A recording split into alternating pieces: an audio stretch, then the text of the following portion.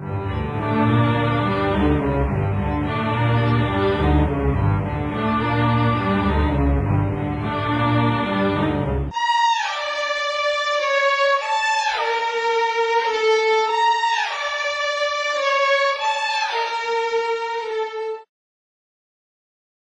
que empezar a tomar estas estafetas y empezar a tratar de contarlas también nosotros, porque al final es nuestra historia y al final todo el tiempo que le han dedicado ellos a investigar nuestra historia es también la historia de cómo han sido nuestras vidas trastornadas, ¿verdad?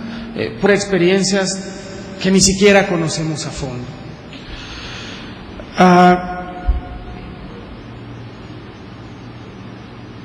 A medida que empecé a avanzar con este tema, en el camino se cruzó el caso Carranza, y el caso Carranza fue fabuloso, porque, hablo periodísticamente, ojo, porque me permitió ir descubriendo también, Hannah Arendt le llama la banalidad del mal, ¿verdad?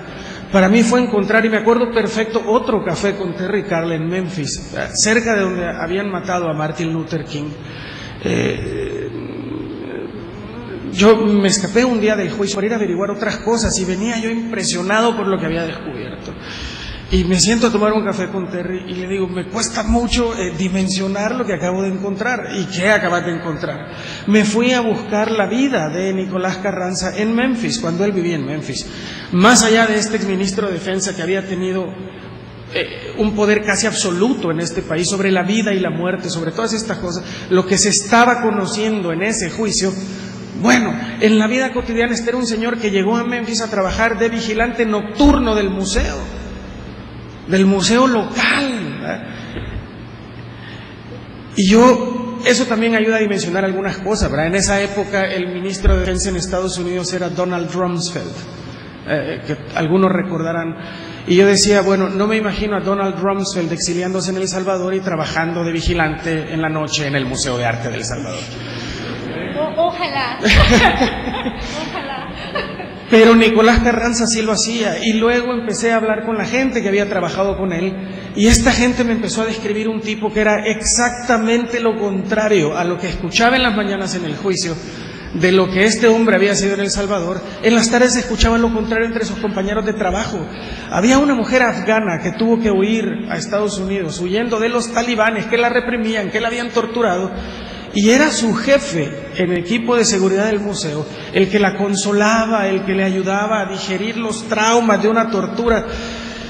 Y estas cosas a mí me choquean y me cuesta mucho dimensionarlas, y me dan también una dimensión distinta de estos personajes, sacarlos de una caricatura y empezar a encontrar realmente cómo vive una persona de este tipo, y luego cuando vino lo de Sarabia, que no lo pude encontrar, entonces vino otro café con Almudena, y le dije, tarde o temprano este hombre te va a contactar, solo por favor decirle que yo quiero hablar con él. Y ese fue un camino que funcionó muy bien, porque aunque fue como 2 años después, ¿verdad, Almudena? Recibí una llamada de Almudena que me dijo, te van a llamar, porque el hombre efectivamente los contactó y aceptó hablar conmigo. Y así empezó esta serie de entrevistas una tras otra, y en el camino me fui encontrando con estos mismos problemas, ¿verdad? De repente tener una persona enfrente, de saber con quién estoy enfrente, a una persona que confiesa haber participado en el asesinato de Monseñor Romero, y que de repente me pide 2 hamburguesas porque quiere llevarse una mañana al infierno donde vive, y empezar a enfrentarme con estas cosas que emocionalmente desgastan, ¿verdad? Y quiero decir esto en honor a Terry Carl. En otro café con ella le dije, Terry, esto me está costando demasiado. ¿Por qué? Porque tengo enfrente al asesino de Monseñor Romero. Es decir, tengo enfrente a una persona que buscó a mi padre para matarlo, ¿verdad? Y siento empatía. Siento empatía ante un hombre que representa en frío todo lo que a mí me da asco, ¿verdad? Y empiezo a sentir empatía con él. Y la respuesta de Terry fue, Carlos, eso es lo que te hace diferente. A mucha de la gente que comete asesinatos, torturas, este tipo de cosas, ¿verdad?, los educan y les dicen que a la persona a la que le van a infligir ese daño no es un ser humano, ¿verdad? Le tienen que quitar su parte humana para poder hacer estas cosas y además poder vivir con eso. Y cuando Terry me dijo, eso es lo que te hace distinto, ¿verdad? Si podés encontrar todavía humanidad en este tipo de personas, me dijo, bueno, por lo menos me confirma que sos buena gente, ¿no? Y esta es parte del proceso que cuesta ir digiriendo, y que es un proceso que yo sin duda no pude haber hecho sin la ayuda incondicional de Terry Carly y de Almudena Bernabeu, a quien rindo homenaje por todo lo que han hecho, no solo por mí, sino por este país.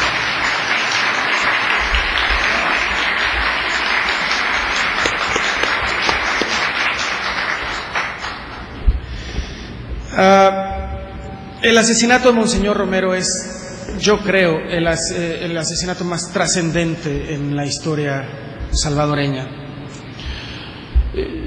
Yo en este reportaje que publicamos ayer, yo cuento un encuentro con otra de las personas mencionadas, que es Fernando Sagrera. Hay una parte en la que le pregunto, y si usted dice que no estuvo ahí, dígame dónde estuvo el 24 de marzo. Y me dice, no me acuerdo porque fue un día como cualquier otro. No fue un día como cualquier otro. Yo estaba muy pequeño, pero me acuerdo perfectamente qué hice ese día. ¿Qué hice ese día? Tenía un juguetito que en aquellos días se llamaba Banda Civil, CD, un radio con el que uno se comunicaba, y por ese radio escuché que habían asesinado a Monseñor Romero. Bajé al comedor, yo estaba viviendo donde mis tíos, bajé al comedor a darles la noticia. 30 años después me vengo yo a dar cuenta que ese fue el primer acto periodístico de mi vida.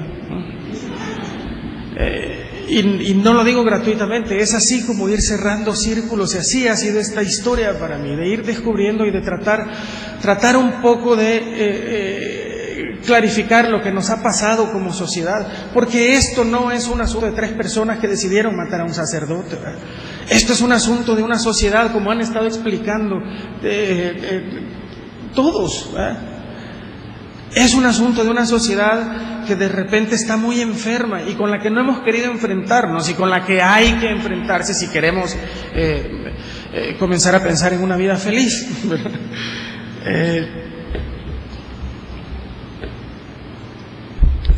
En este ir clarificando la historia, hay que tener muy claro que estamos muy lejos todavía, que estamos muy lejos, ¿verdad?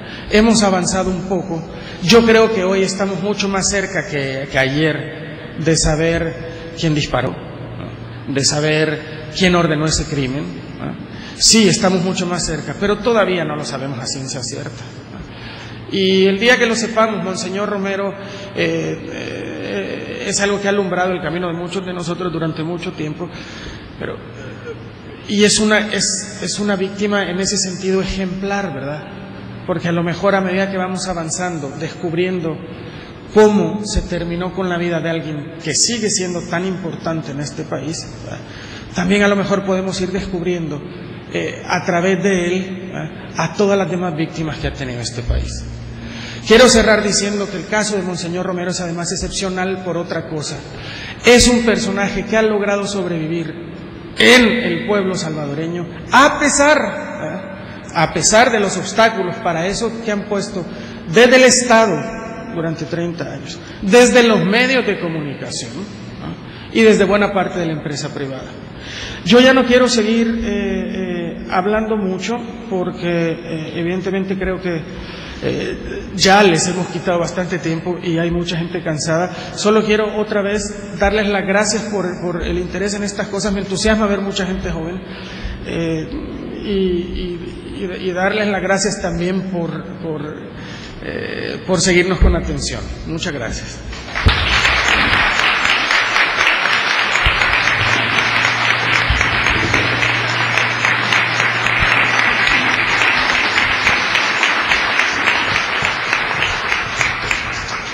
Bueno, agradecemos a las ponentes, a los ponentes. Tenemos un periodo de preguntas y respuestas, o si a ustedes les parece algún comentario sobre las exposiciones, Lo único que pediría es que las hagan a mano alzada, y si pueden pasar adelante, pues no tenemos un micrófono móvil para que hagan la pregunta y que todos la escuchemos. También les pediría que sean las preguntas lo más concretas posibles, o si son comentarios, para dar oportunidad a más preguntas.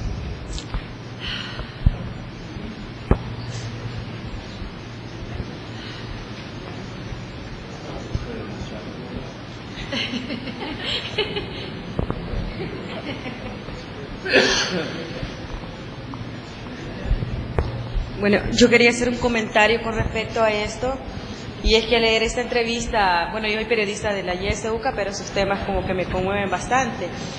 Y yo me acuerdo que una vez le dije a Carlos Dadas que quería entrevistar a Ochoa Pérez, no sé si se acuerdan, en un taller que nos estaba dando.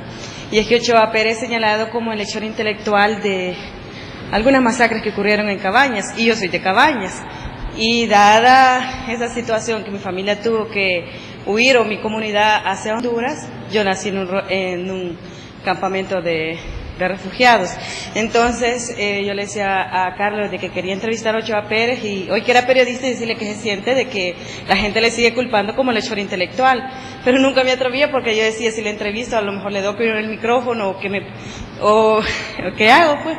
Entonces me acuerdo que Carlos me decía que no lo hiciera si no me sentía bien, y decirle de que hace 2 semanas lo hice, lo entrevisté y no le pegué con el micrófono, pero fue una entrevista que para mi comunidad impactó bastante. Entonces yo se las pasé a la Radio Victoria porque la hice para allá, y la estoy transcribiendo porque la quieren pasar en un periódico local de la comunidad, y creo que esta entrevista que usted hizo me ha impactado mucho, porque para la comunidad o sea, confesar también el hecho que es Ochoa Pérez también, sí, con certeza afirma de que él hizo lo que hizo en Cabañas, y que si estuviera de alta lo volviera a hacer. Entonces esas palabras como que a la comunidad le ha impactado. Entonces quería compartirlo porque esta entrevista me ha gustado, y a raíz de esta entrevista yo he hecho como más atractiva las anotaciones para mi trabajo.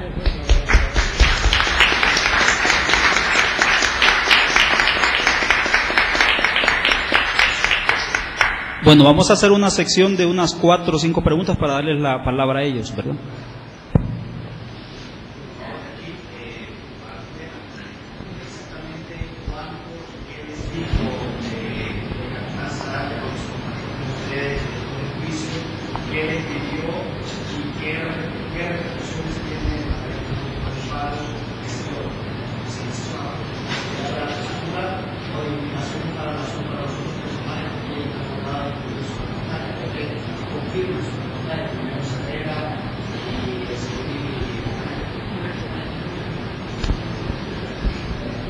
¿Alguien más? Sí. Bueno, un poco fuerte para que se escuche, ¿no?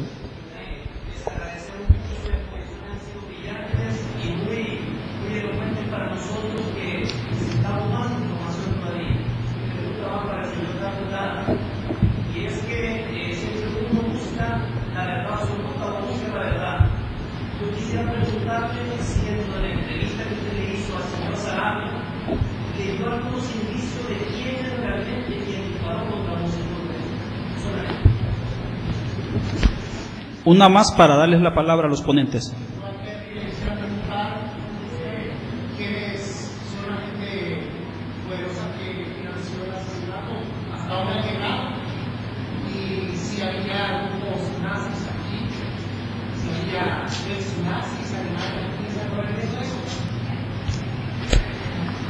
Bueno, le damos la palabra y luego hacemos otra sección de preguntas. Carlos o Terry, sí.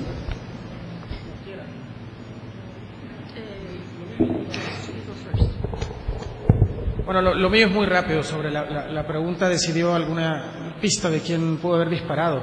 Lo que él manifiesta claramente, y después lo corroboraron un par de gentes, es que la persona que disparó era miembro del equipo de Mario Molina. Mario Molina es el hijo del expresidente Molina, y señalado desde la Comisión de la Verdad y confirmado por Saravia como el coautor junto a Dawes del plan para asesinar a Monseñor Romero. Según manifiesta Saravia, Mario Molina puso a su equipo de seguridad personal, y su equipo de seguridad personal venía de la casa presidencial de su papá, es decir, eran guardias nacionales. Yo a Montenegro, que estaba ese día, Vivi Montenegro, que estaba ese día de casualidad, digamos, ahí, porque, o por lo menos eso es lo que manifiesta, hasta donde hemos podido llegar, que es como el testigo accidental, yo le pregunté si él había escuchado algún acento extranjero en este tirador, y él me dijo que no lo había escuchado, pero que iba a tratar de hacer memoria. ¿Por qué le hice esta pregunta? Porque llevamos muchos años escuchando que el tirador era un extranjero. Y ojo, yo todavía tampoco cierro esa posibilidad, solo manifiesto las declaraciones de Saravia y los...